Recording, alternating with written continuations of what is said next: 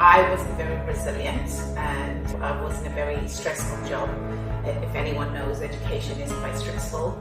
So all of the work that I do has some form of energy healing in it. So when you do get stressed, when something does happen, so you do have a trigger, then your inner battery is already topped and you're not going to feel it as much or anything. Dealing with now this 100-time stress level, but our heart is all about love. Everybody, welcome to Yashna. You are here because, like me, you want to be better every single day and live a healthy, happy and fulfilling life. Our goal on this channel is to introduce you to the incredible people, inspiring ideas and practical tips which you can utilize on your own dream. Today, I'm thrilled to have Annie with us. She's a remarkable stress management coach and wellness coach who has helped numerous individuals and business owners to manage their stress and feel empowered to own their future. So I cannot wait to introduce Annie, and welcome Annie. Thank you, Milkadas. It's so lovely to be here. I'm so excited to have this conversation with you. And yeah, can we start by knowing what really stress is, why we feel stressed? Oh, that's a very good question. Really, stress management is energy management, right? When we are feeling really low in our energy, we actually experience a lot of stress. And as much as we have stress from external environments, but really it's the internal stresses that we are experiencing that causes us to actually feel stress. So stress is more of a sensation. So it's like the outer shell that we feel from something that is happening deeper within us. And our triggers tend to be people, environments, and just sometimes deadlines and things like that. Yeah, definitely. Because nowadays competition is everywhere, deadlines, right? And we feel stressed like probably more often than before.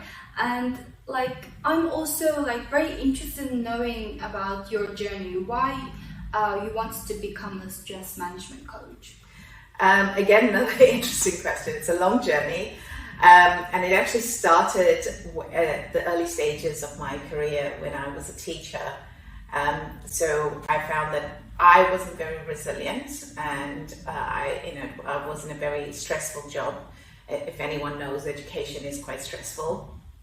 And being a single parent and wanting to raise my child without, putting on any of my burdens on her, I started to look at ways that I can manage my stress.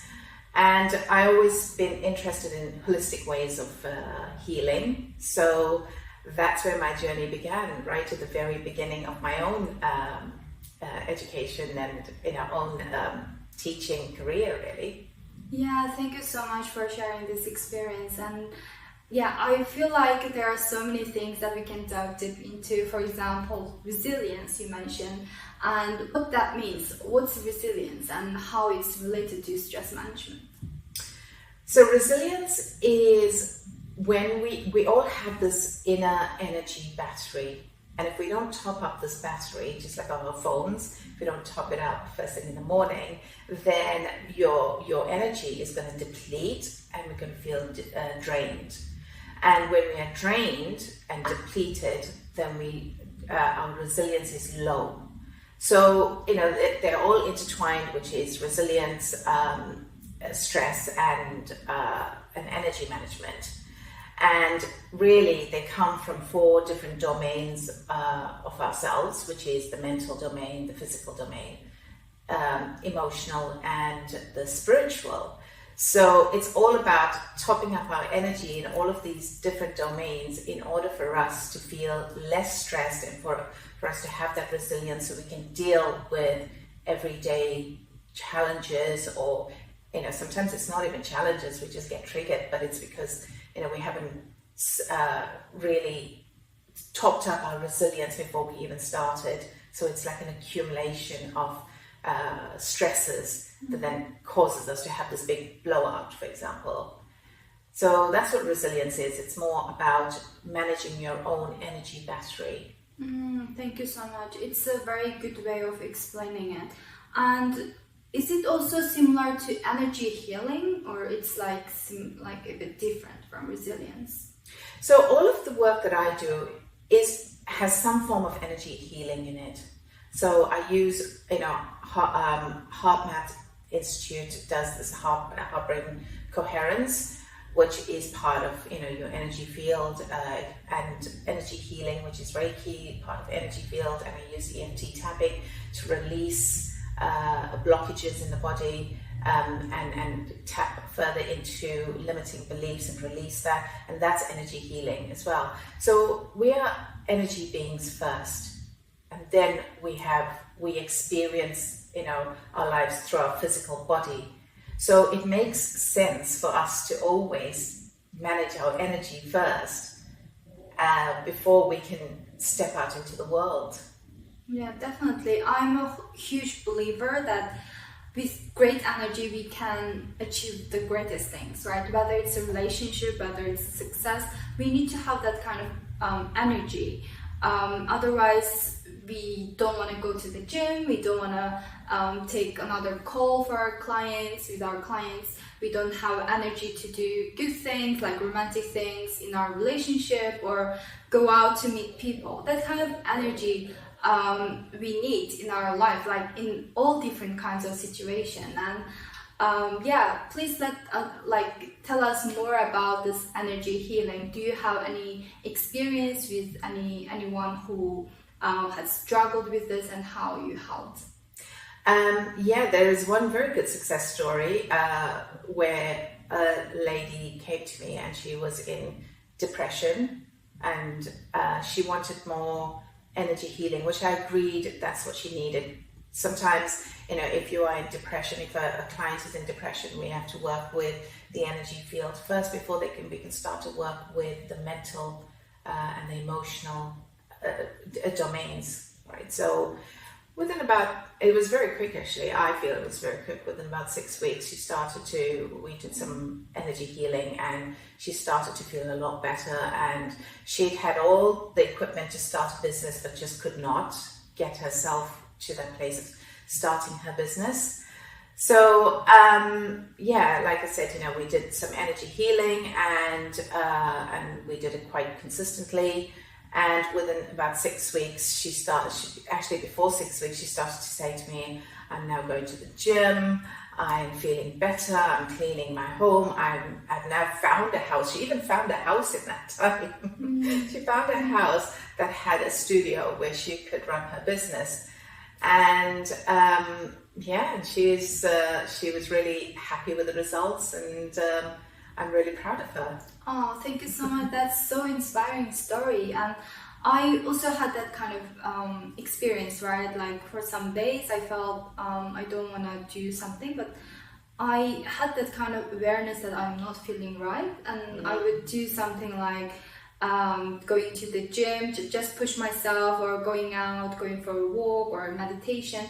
That was being my my way of dealing with it. But in your case, it's like a very huge change, because she didn't want to do anything at the beginning, but right after 6 weeks, she was like, ready for transformed. Everything. So what kind of energy blockage, like in this situation, we might have? What would be the energy blockage that keeping us from doing things? That's a very good question, and really, it's our own self-limiting beliefs that causes us to have these blockages. And it's not necessarily our fault, because up to the age of 8 we are in this state of hypnosis and we're just absorbing everything around us, and our brain is wiring itself. So if you've got a lot of negative people around you, then your brain is wiring itself for negativity, and that's what's going into your subconscious. So all of this is really, sometimes we might be really irritated with ourselves or hard on ourselves. Why can't I? I know I've got to do it. But that's because you've got an inner conflict within yourself. And that is your subconscious is running replay over and over and over again. right? And that's where the blockages begin. If we don't deal with it, whilst your conscious mind is saying, yeah, I know I should be getting up and going to the gym, or I know I've got to get this piece of work out, I know I've got to get this content out, whatever it may be. So it's that inner conflict that causes those blockages, and that's what I work with. Thank you so much. So is it like after realizing these kind of blockages, what is it exactly like? After diving deep into our inner self, like should we write down, or what's your method to deal with these kind of blockages? There's no one method. I work on a customized basis, and that's because everybody is different. Everyone has got different challenges. A lot of it, comes from our own self-worth and how we feel about ourselves, and how we value ourselves, our self-esteem, our confidence. But really, I tend to work very intuitively with a person. And as much as I have a program, I also work individually with that person. And we look at what that person actually needs in that moment to transform. Because say we start to tap into limiting beliefs, then every person's going to have a different limiting belief, which is then creating a different result in their life. So we start by looking at the results that a person has right now. And when I say results, I mean the environment the person is living in, the type of relationships that they have in their lives, the amount of money they are making. Those are all our results. Those are external, and then we work backwards. We sort of reverse engineer into limiting self-beliefs, and then release those. That's very interesting. Like work individually, I totally agree with that.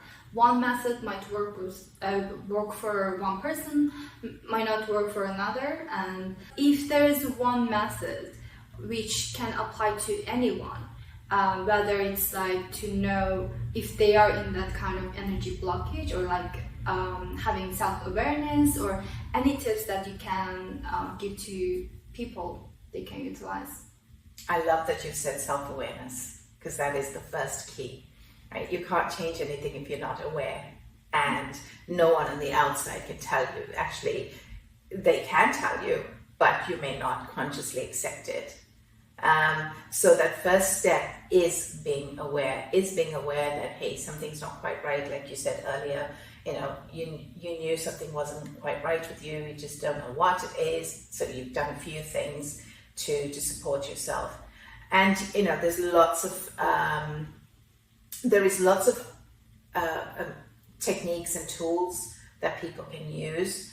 But I find that the tool that people don't tend to have themselves, unless you're trained, is to tap into limiting beliefs. Because we can do meditation, and we can do, heart focused breathing, or we can do what I use is EFT as well, emotional freedom technique.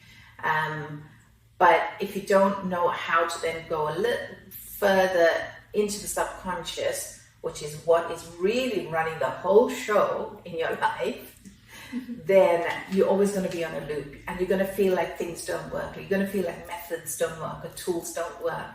And that's because you're still on the same loop. So one of the methods that I use very simply, which I've taught in schools as well, is tapping. And really, if I was to give a tool to anyone for that matter, it would be that tool, because we can just tap around.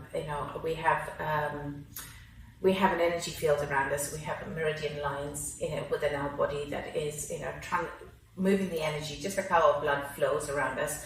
This energy is also flowing within us as well. And when it's not flowing really well, that's when we feel stressed, and that's when we cause all these blockages.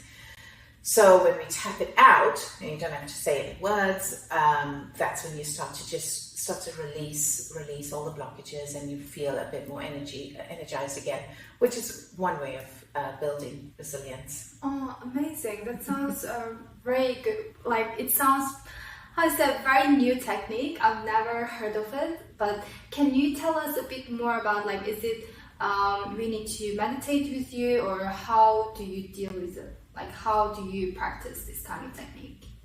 Well, we can do it now if you Oh, want wow. Yeah, of course, why not? Okay, so I've got my tissues with me. Okay, so let's go. So the first point that we tap on is this point here, which is like the karate chop point. So we just, right, that's where we do Any the hand karate. or my left hand? Any hand, Okay. right? Because our meridian lines are symmetrical on both sides of our body, we can tap anywhere. Now, you can never go wrong with doing this. You can never get the sequence wrong. You can never get anything wrong. All you've got to do is just tap. Just tap. And what I'd like the audience to do is maybe just, take a nice deep breath in and out. And then what I want you to do is notice where you feel the most release, right, when you're tapping.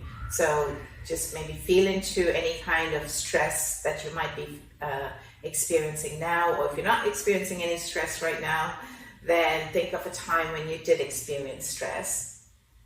And then when we are tapping, just feel into which tapping point actually releases the most stress. Okay, everyone does this differently, so this is my way from a lot of my experience. So we get our 2 fingers out, right, and we just tap. We can tap 7 times, 10 times, however you want to. Okay, and we're just going to tap without words today, because sometimes I use words, which helps us to go deeper. But if we want to release stress in the moment, especially if you're driving and you're in traffic and you've got a deadline or you've got a phone call that you just really don't want to take, or you look at your bank account and you're like, oh dear. So we need to think about that stress that we experienced, right? You can think about it, but really what I want you to do is just notice what's happening in your body. Okay. So don't worry too much about the stress. You've thought about it, you know where it is. So I still need to deep breathe, right? No, don't have to deep breathe. You just Okay. have to just tap. And then we're going to go on to the corner of the eyebrow. So just here, corner of the eyebrow. Either side will do, both sides will do. It's up to you. Sometimes when you tap on both sides, you tend to release a lot quicker. And then we're going to move to the side of the eye. Sometimes when we've expended a lot of mental energy, we might feel it there. Yeah. And under the eye. So just on the bone where the eye is, just under the eye, perfect. Just a little lower than, yeah, there we go, on the bone. Fantastic, well done. And then we go to under the nose. Yeah, just perfect, well done. Notice what's happening in your body right now, in your belly, maybe anywhere you might have pain, what's happening. That's all you're doing, you're noticing. And then we're going to go under the lip, we're going to tap under the lip, under, just on your chin. Yeah. Oh, okay. Yeah, My face would be like my lipstick now. No, you're right. Because I'll tell you if there's a smudge. And then we're going to go onto the collarbone, right? If you feel your collarbone, and just on the left-hand side of the collarbone, you feel like a little hollow, even on the right-hand side, but left-hand side, just feel like a little hollow. If we're going to tap there, and that's actually connected to our immune system. So when you're feeling ill, this is a really good place to tap. And I have to say, for me, this is my place that releases the most. I just tap here when if I'm stressed in traffic, or I feel like when I tap here, I felt like more sensation, like I felt more stress release. I was having a bit of stomach ache earlier, and then now I don't feel it anymore. Is it because of these kind of... Yes, yeah, it helps release pain, because we feel pain when we are blocked, when we're tense, especially, for women during their monthly cycle and so on. Yeah. Yeah. Yeah. And so now we're going to move to under the arm, just on the top there, where, like, you know, for women it'll be where the bra strap is. Men, I don't know what to say for you guys. We're going to tap, and then we're going to move on to the top of the head. And this is a nice one because we tend to tap all around. You can just tap all around. Yeah. And you can tap at the back of your head. I mean, it's just, but really we tap on the top. And then we stop there. That's the first round. And now we take a nice deep breath in. And out. It's very good. Thank you so much. And I'd love for anyone who's watching this, the audience is watching this, comment, you know, below and tell us, how did you feel? How did you feel at the beginning of the tapping, and how did you feel at the end? And we can do a lot more rounds, but you know. Yeah, I feel so much release now. Like, even I was having like some period pain, but I don't have it anymore. People might not really like meditation. Maybe this works for them. Yeah, meditation, you need time. You can't do this, you can't meditate when you're stuck in traffic. Yeah. No. Okay, so tap, I just tap. Now, what you've got to do in order to build that resilience is tap when you're not stressed, because you're topping up. You're topping up all the goodness before. So when you do get stressed, when something does happen, so you do have a trigger, then your inner battery is already topped, and you're not going to feel it as much or anything at all. And you'll be like, that usually normally triggers me, but it hasn't triggered me. And that's because you're building that resilience before anything happens. And I tend to build my resilience in the mornings as well. And I do a bit throughout the day. So because, you know, lots happens and we don't have time to process, we don't have time to feel our emotions. So you've got to build in these little techniques and these little resilient techniques to keep yourself going. Like if your battery dies, say at midday on your phone, you're not going to leave it. You're going to be like, right, I need to top up again. Yeah. It's the same thing. Why don't we do that for ourselves? Yeah. We do it for tech. Yeah, definitely. What's the most common time, according to your experience with working with different people, like we feel like less energized? Is it because of emotional stress? So in the 4 domains, that's a very good question. In the 4 domains, I would say the one that we expend the most energy is our emotions. It's our emotions. And it's the little emotions that we don't really take notice of that accumulates over the day. It's those little emotions of disappointment, frustration, irritation, right?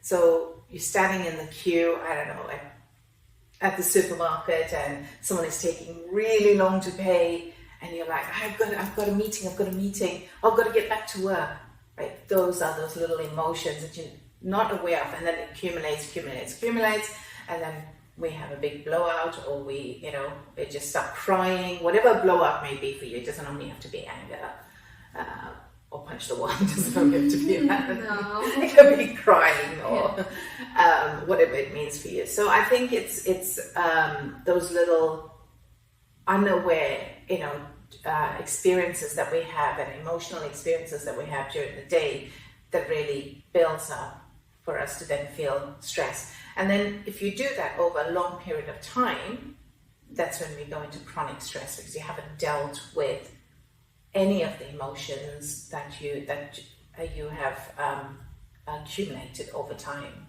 Yeah, definitely. Thank you so much. And it reminds me, actually, there's like immediate stress and long-term stress, right? If you don't deal with immediate stress or any negative emotion, and it builds up to like become a long-term stress. So is there a technique to overcome that? Yeah, and it's that self-awareness again. Be aware. I mean, the only thing you need to be aware of is, am I feeling joy, or if even content? We don't feel joy throughout the day, but am I content, or am I stressed? Or am I feeling positive, or am I feeling negative right now? And so that's your guide. Your emotions are there actually to guide us, because emotions are energy. It's energy. We can't see it, we can feel it. So that energy is there really. We think that I should not feel sad, I should not feel disappointed, I should not feel angry. But no, each of those emotions are teaching us something about ourselves, about maybe someone has said something and we don't like it. So if you're angry, you might, anger is just saying to you, I don't like what that person did to me. I don't like this situation, which then puts you in a very empowered state where you can change it. Yeah, so why, like sometimes we are in a negative emotion, right? Why we want to stay in that emotion, and like sometimes we overthink. Probably it's not like a big thing, but we just overthink and we cannot go out from that situation. What's that? Like why it happens? Like I said earlier, it's the subconscious that you're dealing with. When you feel like I should be, I know I should be, I know I can, I have all the skills, so I know I can start a business, I have all the skills, I know I can do well in my test, but or I know I can study, but I'm not studying, and whatever it may be. And that's because the problem lies further back. And when you're unaware, and most people are not aware of the problem that's lying further back. Yeah, definitely. So if we have that self-awareness and we can deal with that immediate stress, and it won't build up to become a long-term stress, right? Although sometimes that's unavoidable as well. Because if I look at my own life and having a child with a rare form of autism, which is also very complex, which a lot of medical professionals as well didn't understand what the condition was. So we lived in chronic stress for a long time because and I had to learn about the condition myself. So until I was able to learn and then deliver that was quite stressful, telling anyone that we came in contact with, right, this is the condition, this is how, we've got to work with her and so on. That became chronic stress for me. But when that, when you are in that unavoidable chronic stress, then you have to work on yourself. You have to start working on your building your own resilience and working on releasing your stress daily, hourly, even. So that's the way I got through all of it, through that phase of my life, which is a very long phase of my life. But equally, at the same time, I was also, how was I able to still have a career and then rise in my career and then start a business?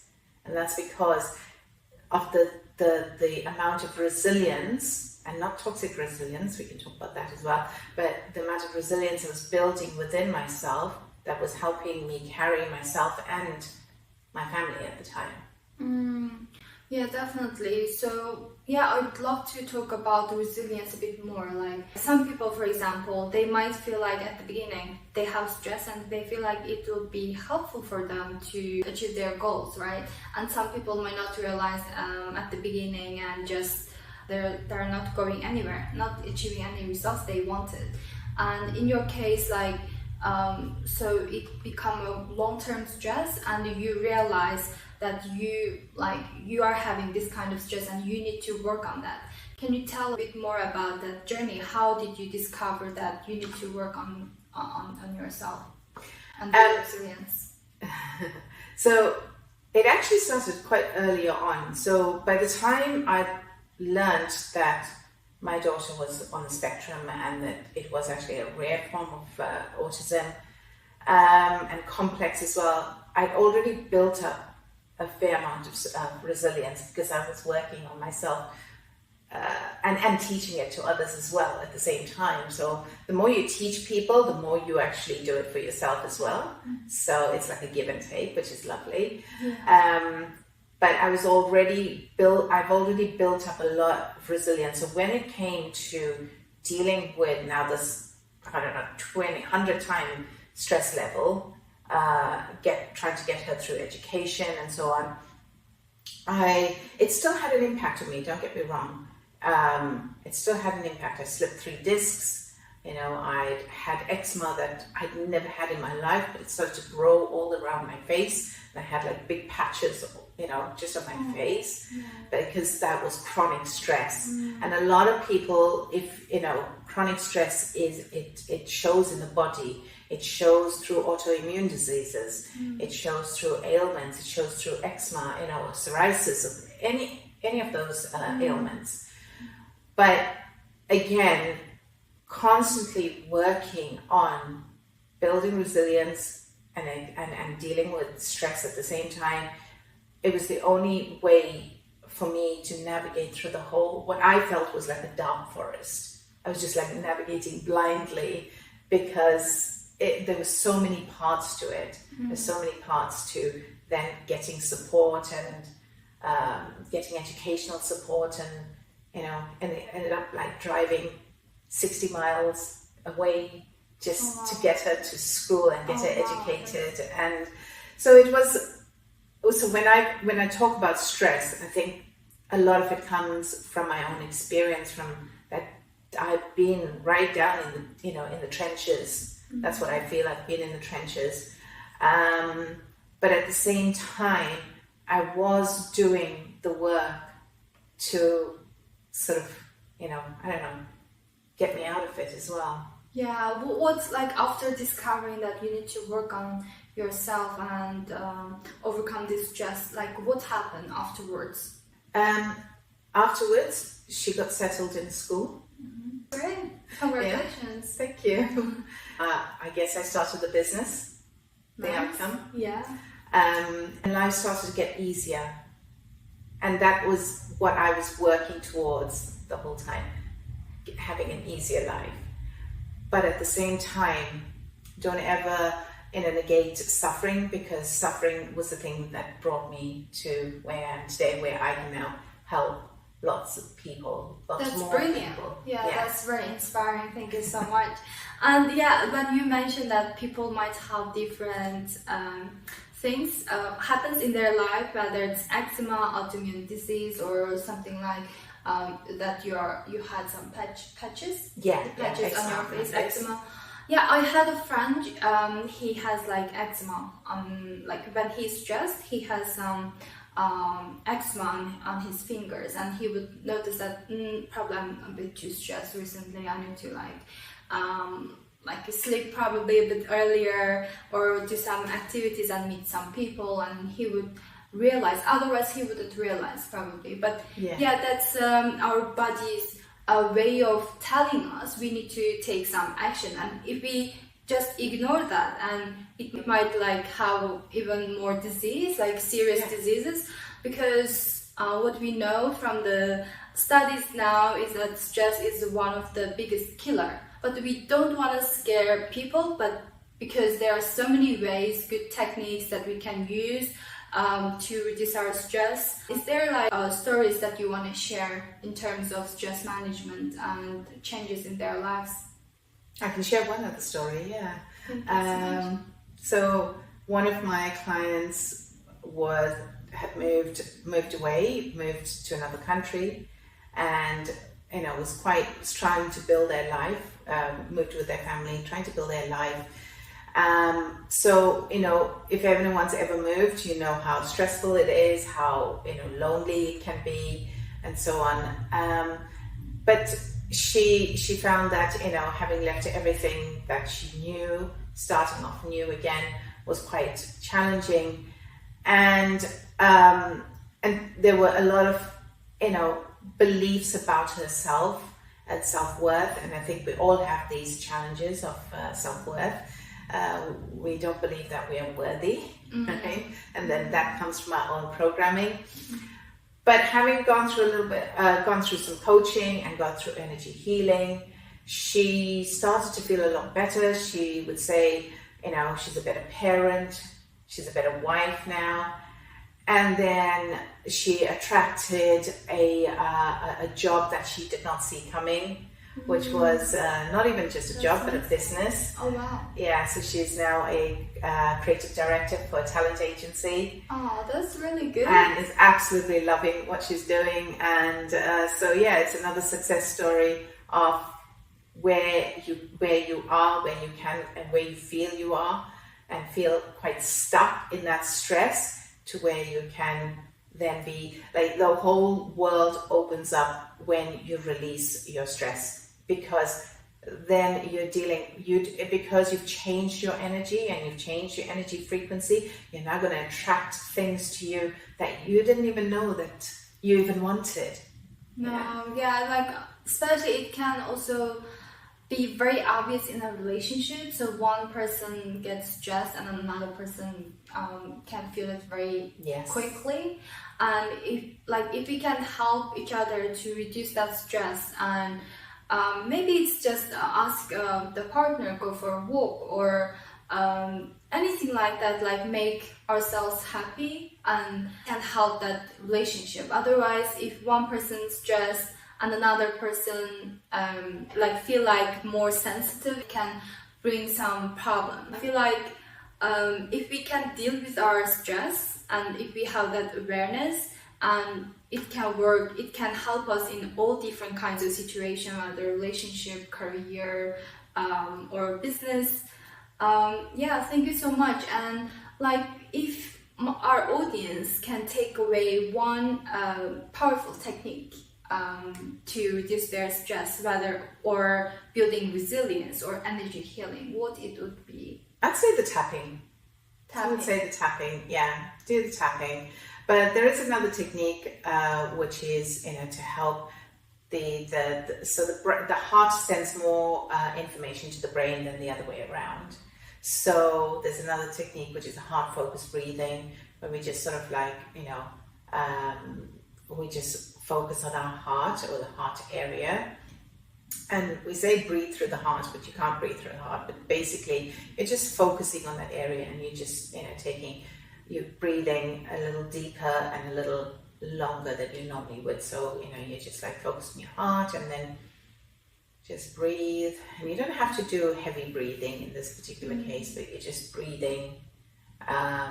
So what I find is the in-breath, if the in-breath is shorter than the out-breath, then you build this kind of coherence in your body, which is, coherence is like harmony in your body. And so all of the organs that are just on this, that are just working automatically, they start to relax, and then you start to get this, you start to get this more information going from the heart to the brain, because we need both our organs, the heart and the brain. Yeah, but sometimes the brain, or the brain is there to keep us safe, so it's always looking out for danger and threats, which can take us into a negative state. But our heart is all about love, right? And so and so when we can do this breathing, we start to tap into our heart love, and we expand our love around us, for ourselves, and then we have this ripple effect around us, like you said earlier, could help with relationships. Thank you so much. I love that story. Love starts with self-love. If we love ourselves more, and we can give love to others. Actually, when we feel loved, or when we feel that warmth in our heart, I can feel that energy, and it's like very soothing, and I can feel in every cells in my body, and I feel like I'm excited, I want to do this. Like, if I don't feel like cooking, probably I will just start cooking. And if I feel like I might go out and meet some friends, like I have energy to do anything, whether it's writing my script, or doing journaling, or anything like that. Yeah, that love is very important for having that energy to do a thing that help us to achieve what we really want in our lives. And thank you so much for sharing these techniques. And if our audience wanted to have some session with you in one-to-one, where they can find you? So I'm all over social media. I'm on LinkedIn, I'm on Instagram, Facebook, and so on. But what we can do is we can put a link for a stress relief session where you can book a free 45-minute session with me. And then, yeah. Oh, thank you so much. That's a great gift for our audience. So yeah, I would include the link in the description below, and reach out to Annie, and I cannot wait you to experience this stress relief session with Annie, and I hope you enjoyed this session with Annie today, and please let us know how did you feel if you were tapping earlier. And yeah, I cannot wait to see you next time. Bye for now. Bye.